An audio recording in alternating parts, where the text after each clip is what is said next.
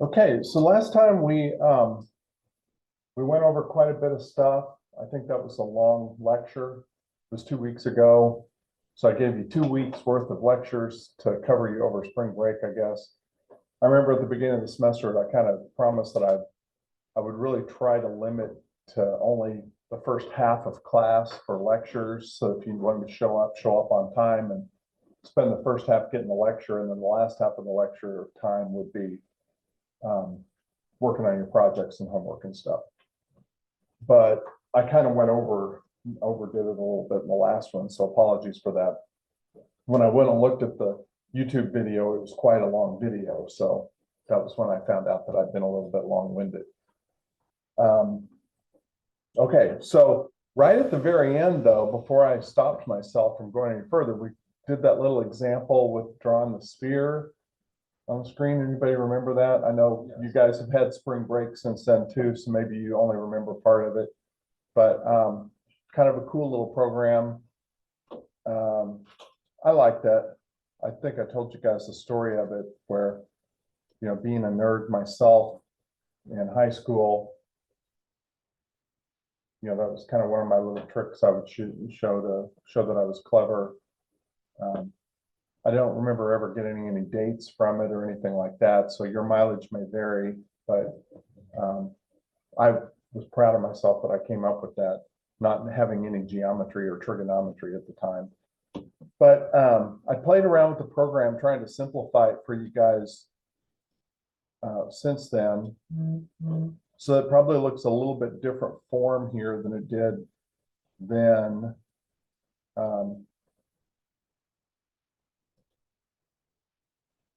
But that's the whole program. I wanted to kind of dissect this a little bit, I guess, is my main point here. So we have a sphere, which, I mean, it looks like a sphere to our eyes, but it's really just a whole bunch of little bitty lines that it's drawing. And I like bringing it up during this unit because it's a good example of nested loops, which we've been studying. And so I wanted to talk about how you come up with this. If you just watch it, you can kind of see how it's painting, the order it's painting it. You know, it starts from the right, then goes from the top, paints all the way to the bottom, and then moves from right to left as it loops. So the outer loop is moving from right to left. The inner loop is moving top, bottom. Okay. And you have to kind of think of this inside out, right? The one that's moving really, really fast is actually the inside loop, right, where it's doing all the work. Then inside the inner loop, we're doing a whole bunch of clever stuff. It finishes with the inner loop and then goes back out to the outer loop, bumps up the counter, and then comes back into the inner loop again, and does the whole inner loop again. Hopefully that concept will apply to the programs you've been doing, that involve the nested repetition. You have to, this is the reason why we reinforce it. We stop and we dwell on this quite a bit. It's not trivial.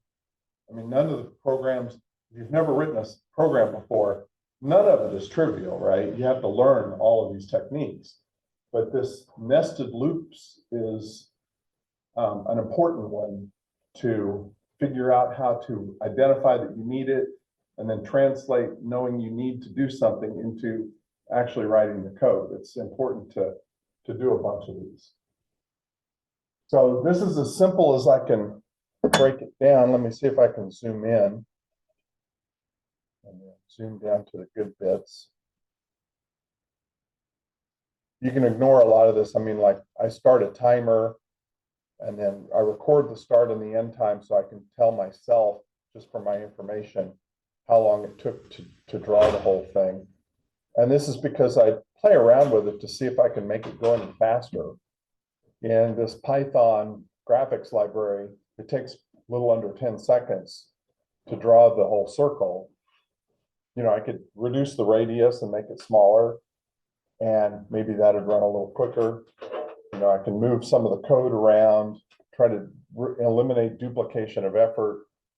But in the end, it takes a little under 10 seconds in Python to do this, no matter what I can seem to do to optimize it. Okay, so dissecting. So we've got this circle, and it's really hard to visualize something in 3D when I'm drawing it in 2D. But I'll do my best here. So in essence, we really only want to draw the front half of the sphere. If we tried to draw the back half of the sphere, we would just be repeating the same lines as on the front of the sphere, and we essentially wouldn't get any more work done, but it would take twice as long. So instead of 9 point something seconds, it would take 18 point something seconds. So I just cut off the back half of the sphere. So instead of looping the entire 360 degrees, I only have to loop for 180 degrees. Okay, that saves us some effort, right? So the inner loop, or the outer loop, I guess, is going to go from 0 to 180 degrees. And that's how we go all the way from the far side around to the near side. So we would call that sweeping, right? We're going to sweep from the right through the 180 degrees to the left. Okay. So in my mind, that's how I envision that loop going from 0 to 180 degrees. Okay. Then each one of those, same thing. I only have to sweep from top to bottom for half of the circle. So likewise, I don't have to go the whole 360. I can stop at 180. So my inner loop draws one arc from the top to the bottom. I don't go all the way around. I could, but I don't have to do that. I just go from the top around to the bottom. I don't continue going back to the top again, because I would be drawing the same lines twice. So that means my inner loop is also going to sweep from 0 to 180 degrees, from the top down to the bottom. All right, so that's why we have these loops. Now, I'm throwing a bunch of little tidbits and hints about what's to come. So we haven't talked about, I guess the next thing in the book is lists and other kinds of collections and things. Then we talk about functions and recursion, and then file I/O. And if we touch on those main topics between now and the rest of the semester, I'd be happy, if you guys left with those kind of things. But after we get the repetition thing down, I'd be happy with you knowing the basics. You'd have a solid understanding and a basis for moving on to any programming language, just knowing that you finished this unit on repetition. So everything from here on is kind of gravy and giving you time to finish your projects and get them turned in and letting me have a chance to grade them and all that other stuff.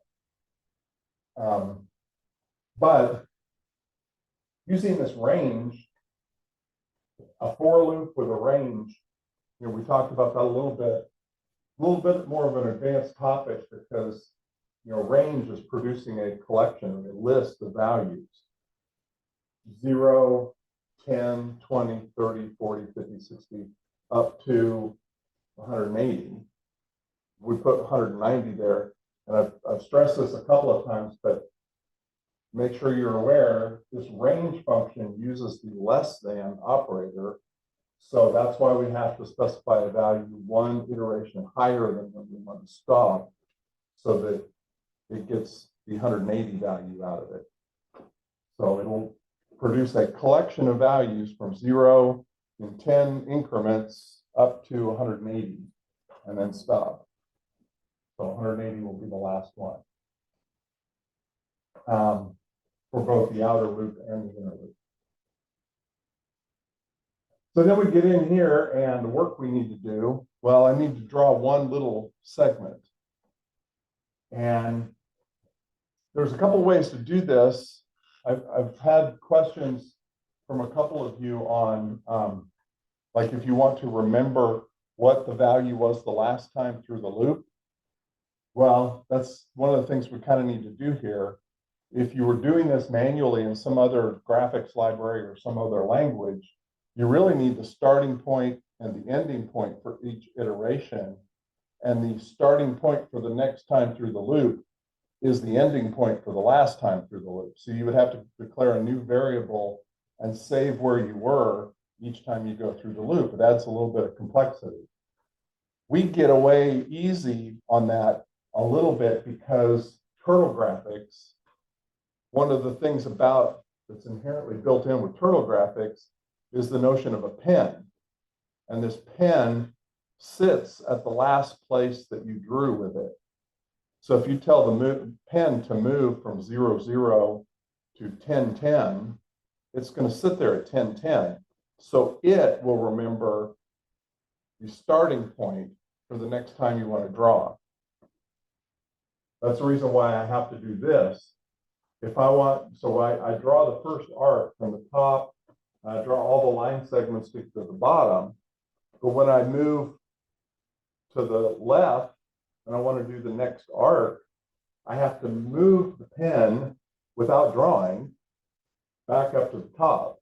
And so I have to raise the pen, go to the top, and put the pen back down again so that I don't draw in the meantime. But it's a little bit of extra work, but it's easier than having to remember what the last point I drew. All I have to do is say, go to the new point from the last point where the pen was already resting. That makes it a little bit easier. But if you're working with a different 2D graphics library, you'd have to come up with a different little bit of logic to account for that. So it is what it is. So, I kind of do the magic for you here. I go and use the degrees left and right, the degrees up and down, and I calculate the X and the Y coordinate that I would get from that. So anytime you're dealing with a problem, you're going to have some what we would call domain specific conjuring to do, right? If you're digging a ditch, you're going to have to conjure how to measure how deep the ditch needs to go before you stop digging. With this, you have to figure out, okay, great, I know my degrees are 10 degrees this way and 30 degrees that way. How do I get a point on the screen to draw? And the magic in there is you have to use some sine and cosine magic to get that. And another thing to point out, and this is probably not going to be very useful other than just this nice little toy problem is what we would call it. People just don't do 2D graphics that much anymore, the hard way. In my day, that was all we had was the hard way. But nowadays you have lots of other libraries available to you that will draw this stuff for you. You don't have to go through all the math yourself. You just tell it, hey, I want a circle. I want a circle a little bit narrower. I want a circle a little bit narrower, and you construct it and tell it to do all the math for you, which is good. But it's more realistic. I could see any number of you in a programming class today jumping off from here and going off and doing some 3D graphics and some of these really cool. Anybody already worked with a 3D graphics library to play around making your own game, Unity, or what are some of the other Unreal? Blender. Yeah, so there's different environments out there where you can create your own 3D graphics, and they do a lot of the work for you, or at least show you an example of a starting point that you can start tinkering with. So you don't have to do so much. Yeah. Or looking at prints, like if you're doing model on construction, then you have all your schematic information right there. Yeah. It's true. Yeah. But one of the things that we do when we're doing graphics is it's a fun conversation. I can't say that I remember a lot about what I've done with the 3D graphics, so apologies if you're watching this video scrutinizing me and you realize that I said something wrong. You're probably correct about that. But there's so much to keep track of when you're drawing stuff in a 3D environment. Number one, you're going to have any number of objects out there in the world, right? Balls, bats, people, human figures if you're drawing, airplanes, spaceships, asteroids, whatever is in your environment out there, you're going to have to keep track of a list of all those things.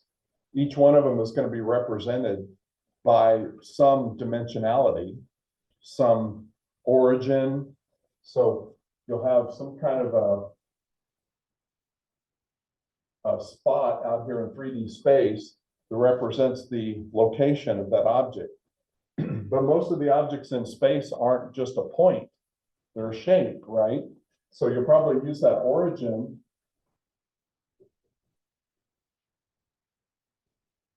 to draw some kind of a 3D shape, right? And that you're going to have to remember, well, the shape is to the right of the origin, or the origin is maybe at the center of the shape. So all my points in the shape are going to have to go out from there. And then, okay, great. That represents all the objects in space, but then you're going to have a player, right? So over here, you're going to have the origin for a player, whoever's watching it on their screen. And you'll have what we call a viewpoint, a viewport. And so what typically happens is you represent this with an XYZ coordinate for their origin. And then you also have the direction that they're pointing, right? That they're looking. And you would typically say that that's the center of the viewport. That's the direction where they're pointing. You represent that with some kind of a vector, which is just another XYZ coordinate of I'm here and I'm looking that direction, right? You have a near clipping plane, which is I'm not going to draw anything closer than this distance away from me. Yeah, if you're in a game and you're walking up to a tree and then the tree just covers your entire screen until bloop, you go through it and now it's behind you and you don't see it anymore. It's a little disconcerting. So what they usually do is that you get up to a certain point and they clip it. And there's a lot of science that goes into that. Has anybody ever played a game where it kind of started to make you feel a little bit car sick after a while because of all the movement? That's very common. And what happens is they can adjust the field of view, which is the angle of that viewport. If you make it wider, then that means the clipping plane is closer to you, but then it also feels unnatural to your brain when you're moving around in this environment. And it looks like, and game people used to do that quite a bit because they're trying to cram more of the beautiful graphics that they wrote onto the screen at the time. So they widen that viewport angle out and it makes you be able to see. It's like they're widening your peripheral vision. If they narrow it, then you don't have that problem. But then it's like you're looking through a telescope. You can only see a little portion of the view. So they play with that, and you can look it up. They've done studies and lots of play testing to figure out what the ideal viewport angle is. And a good guess is if you sit at your computer at what you consider a comfortable distance from your monitor, and you look at the size of your monitor and you calculate what that angle is, it's pretty close to what the ideal viewport field of view is, because it's natural feeling, because it seems to your brain like you're sitting that distance from an actual window through which you're viewing the virtual environment. Okay, so pretty interesting stuff. But so you've got this origin, you've got a direction you're looking, you got a viewport through which you see things. That defines the near clipping plane, so you're not going to display anything that's closer to you than that. You would also have a, if you extend these lines out, you'd have a far clipping plane, which says if any object in the universe is further away than that, you're not going to display it either. You're going to just assume it's too far away. Why would you do that? Why not just let you see all of the objects that are that far away? Because in a realistic looking game with lots of stuff in it, like let's say World of Warcraft, because I'm old, that's my example. There's a lot of data that direction from you. And if you try to display everything out there, it's going to take a lot of CPU cycles. Just like with my sphere example, I don't want to have to draw stuff that I don't have to. So they also do this trick where when something gets a certain distance away from you, where the entire object is going to be represented by one pixel, why display it if it's just one pixel? Why not just say, okay, that's further away than this distance, I'm not going to display it anymore. And they can fudge around with that too. Like you could say, well, if it's that far away, but it's a Death Star, we'll go ahead and include it. If it's that far away and it's a speck of dust, okay, we're going to clip that. You know, they can do stuff like that too. It gets even more creative. Like I said, just like I did with my little sphere program here, I'm always trying to figure out a way, maybe I could eliminate that calculation and get the same thing with fewer and make it draw even quicker. They have this thing called progressive mesh. Has anybody ever heard of that term? You gamers out there? Okay, so what they do is, the art director for the game that I worked on, he liked to ask this interview question. He would say, okay, we're going to have a spaceship that's like an X-Wing fighter from Star Wars, or, you know, like the USS Enterprise from Star Trek, whatever. You'd pick some example like that and you'd say, how many polygons does it take to render that in the game? And you just ask it generically like that. And you get all kinds of answers. Like one person would say, oh, that'd probably take about 50 polygons. Like, no, that's not nearly enough to show the level of detail. It's just going to look like a cube in space. And then you get other people saying, well, you know, in my experience, you know, I'd probably start with something that was about, you know, 300,000 polygons, and then I would refine it from there. It's like, no, that's way too many polygons, because if you try to make it that detailed, it's going to take forever to render it. And the person's never going to be able to step into the world, because for the first hour that they are playing it, it's going to be drawing that one object. So can we dial it in between there? And that's the answer, is for any of these objects in space that you think are really interesting, you have multiple versions of the object. One that's highly detailed that you're using when it's really close to the viewport, and one that's very, very blocky and ugly looking. It looks like a Minecraft object, when the distance from the viewport to that object in space is a great distance.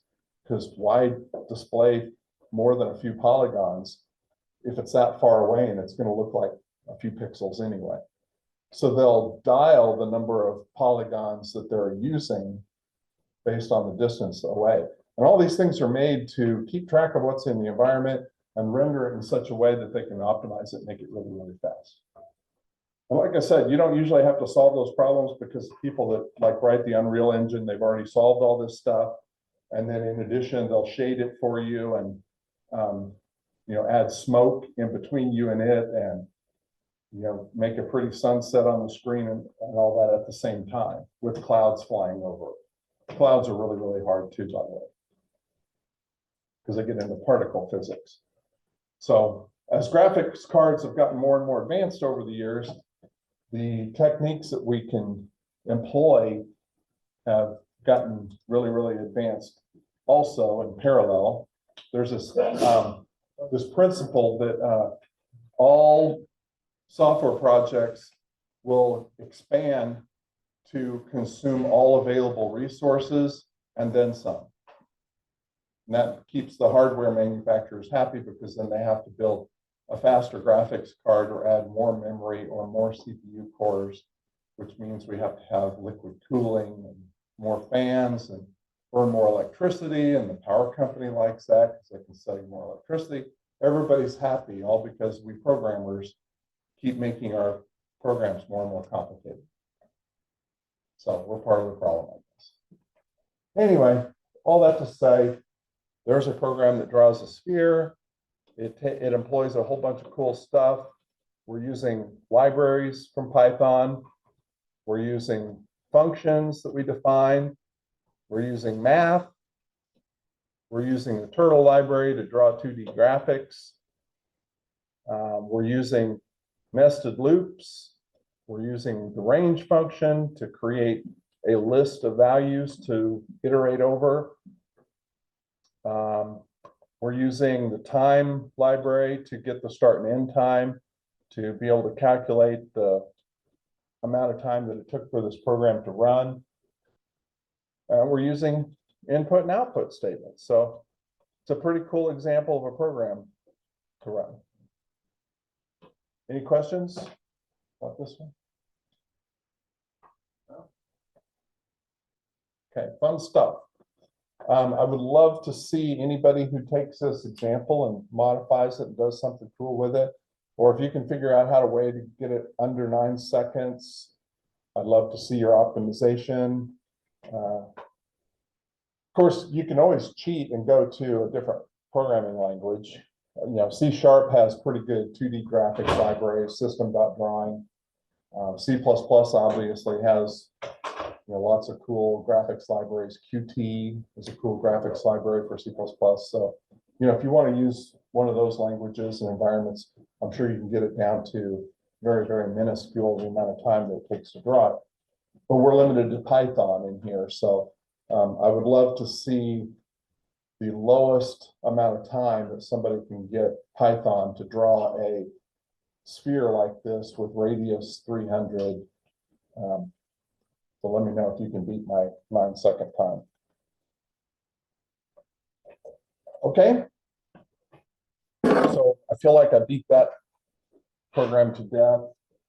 But like I said, if there's any other questions about it, I'm happy to answer them later. What else? Yeah, there's some other cool libraries to be aware of. I'm not going to go into them, but just to give you some stuff to think about. NumPy is a very popular Python library. We may talk about this if I get time later when we get to the unit on functions to go through this. I'd really like for you to at least see some of the cool things that you can do with some of these libraries, because well, I've stressed a number of times that I don't intend for this to be a Python class, but you have learned, having said that, you've learned quite a bit about Python here, and using that as a jumping off point if you're going to go into actual Python learning. One of the reasons why we use Python as a foundational language for COP 1000 here is because so many of our other classes that branch off from this will use Python as their language of choice. They may let you go off and use other things, but the teacher's probably going to show examples of the assignments and things like that in Python for those classes. And so we try to give you a foundation on Python for doing that kind of stuff. If you go into any kind of data mining stuff, you're probably going to use NumPy quite a bit. There's another one called Matplotlib. It's very popular. As you can see, it looks like kind of a sine cosine type of a function there. This is one of the ones that I was talking about where you can create plots. And what people will use this for is, if you're going to get your master's degree or PhD or something like that, and or you're just doing a data mining job at some company, you probably be dealing with data sets with lots of numbers in them, and you'll want to represent them visually. And Matplotlib can take your numbers, and like these examples show, they can produce a variety of different plots where you get to customize the style, the colors, the size of the dots, all of that sort of thing. And a lot of different cool flexibility that you can get. Anybody recognize this little chart here? That kind of symbology? Seen it? 2D animation.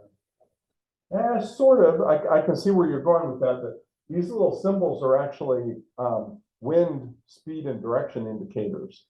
So if you're looking at something from the National Weather Service and you've downloaded this weather image, it'll probably have these little flags that are indicating what direction the wind's blowing and how bad it is, from not very hard to very, very hard. But you can show, I guess they call those barbs. So you could use Matplotlib with Python to take a bunch of weather data and produce a map plot that shows the wind speed and direction at various points on the map. Kind of cool. What else we got here? Yeah, 3D stuff. You can plot 3D volumetric data. Anyway, a lot of cool stuff here. If you ever need something like that, you will know it. And your boss will probably be telling you, oh yeah, you're going to need to go do this in Matplotlib. You might use NumPy and Matplotlib. NumPy to process the data and get it in the form you want it, and then pass that over to Matplotlib to produce the actual graphic. You never know.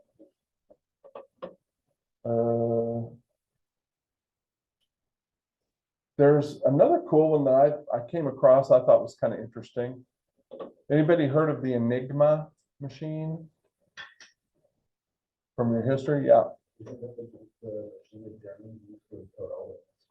Yeah, they were using that as a cipher tool. They had a embedded cipher, and you could take a message, put it through there, and it give you something that looked like gibberish. You could transmit the gibberish, and on the other end, they would receive that, put it through their Enigma machine, and get the English, or the German text back from the message. So somebody sat down and they wrote a library in Python, so you could actually simulate that. You can set the actual, all of the configuration settings on the Enigma machine that they could use on the physical one, and then you can have it process your message and give you back what the Germans would have seen.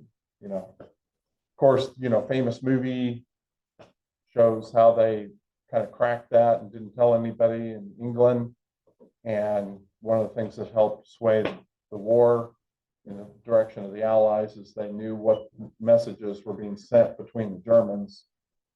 It helped them fend off the U-boat in the end. But yeah, really interesting. If you just start searching around for popular Python libraries, there are all kinds of examples of Python libraries out there. And I have, if you do that, keep track of your notes, because I have this idea of putting a discussion assignment on there between now and the end of the semester to say, I would like for you to go find an interesting library to you and tell the group what you find interesting about it, and open that up for comments from people. So we'll see that coming at some point. So that's all I wanted to say about the Sphere program and a little bit on libraries. Like I said, the list of topics that we have left for the semester is lists, functions, recursion, exceptions, and file I/O. So I'm going to be talking about those 5 topics, and if we can get through those in the next 5 weeks, I'll be happy. Any other questions? We'll cut it off there and make up for the length of last lecture. Okay.